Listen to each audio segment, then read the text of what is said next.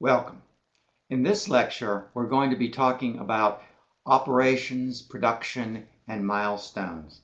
In particular, what I'm going to be describing is how the operations and the operating plan actually is brought together. What we'll do in a minute is dive more deeply into exactly what we mean by operations and what you should be describing.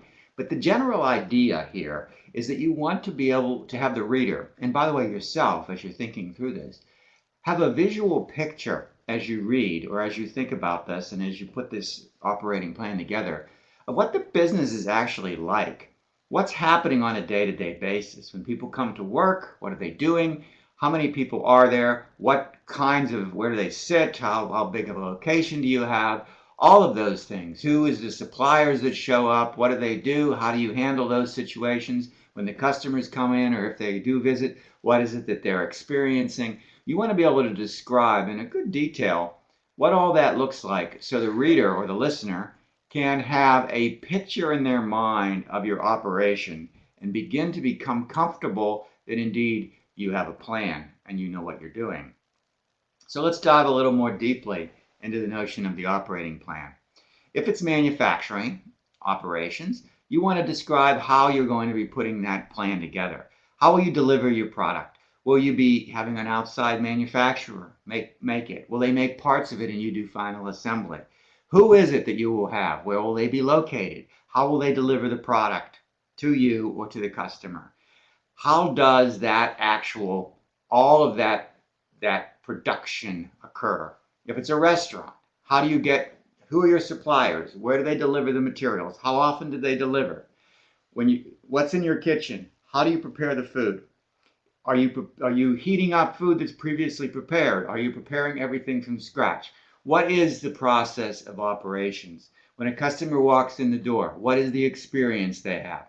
Depends a lot on your company and what your company is like, but those are the kinds of things that you're trying to address or describe so that the reader can visualize that this is a going business.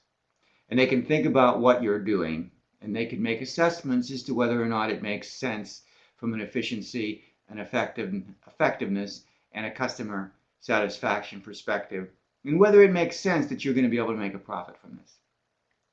On the research and development side, if you don't have a product yet, when none of you really will probably, you need to talk about how that product will be developed. What is the schedule for that?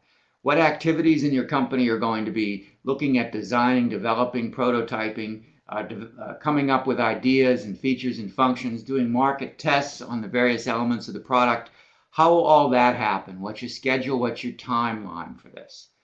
You always have to also make sure that it's clear how you'll handle your customer support. It's not just that you sell something, there's after sales support. You want customers to be satisfied and loyal. You want them to come back. How is it that you handle this customer satisfaction, customer quality, customer support, technical support, after sales service? How will that process work? How will it feel to the customer? How many people do you have in all of these various roles? So here you also talk about some of the employees and what those employees might be doing. In sum, you want your operating plan to give people a picture of what the day-to-day business is like in your organization. You also want to have, perhaps it doesn't have to be in the same section, sometimes it's later in the business plan, a story about what your key milestones are. Now we're going to have an entire module on milestones, so this is only a bit of an overview. Milestones are very important because what they do for you and for people that are looking at your plan is they serve as a way for you to put a stake in the ground about when you're going to be taking risk out of your business. You have a risk that you'll never get a first customer, right? That's a risk. As you start your business and you think, am I going to do this business? You might consider, is anyone ever going to come through the door, right? So that first customer, serving that first customer, them smiling and giving you the money, them being happy and saying, so long, that was a great experience, whatever it is you're doing, that takes risk out of your business. You thought you might be able to get a first customer, but you weren't sure. Now you've satisfied a customer. That's the sort of thing that a milestone is. It's something that you want to have happen, and if it happens successfully, your business is on the way. It is less risky since you've accomplished that than it would have been beforehand. So what you want to set them up is something that's objective, observable, it's well defined, you measure it, you know when it's happened. So you don't just say, we open our doors, right? That's not necessarily a clearly discrete time frame. You want something that people say, yes, indeed, the store is open, you've had a successful day, you've had multiple customers, whatever. And it should be something that you can say, yes, indeed, it's achieved, or no, indeed, it has not been achieved.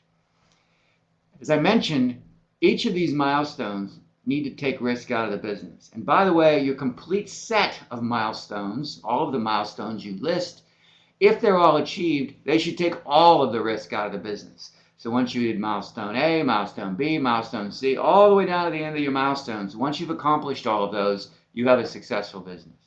So you want it to do the complete picture. You don't just have a milestone on the easy things. Like you're not completely sure you can design a product that works, right? But you know you can hire people and open the doors of the location, and you know that you could place ads in the newspaper and all of that, but you don't know if you can make a product. If you don't have a milestone for getting your product together, you may accomplish all the other milestones and never have a business, right? Because you've never really actually done the hard thing. So you need a milestone for everything. And that includes eliminating technology risk. That is, you can make something work. Market risk, people will buy it and they'll buy it at the right price. Operating risk, meaning that you can do it effectively at cost. You're making a product that you thought would cost you $1 to make it, and you can indeed make it for 98 cents.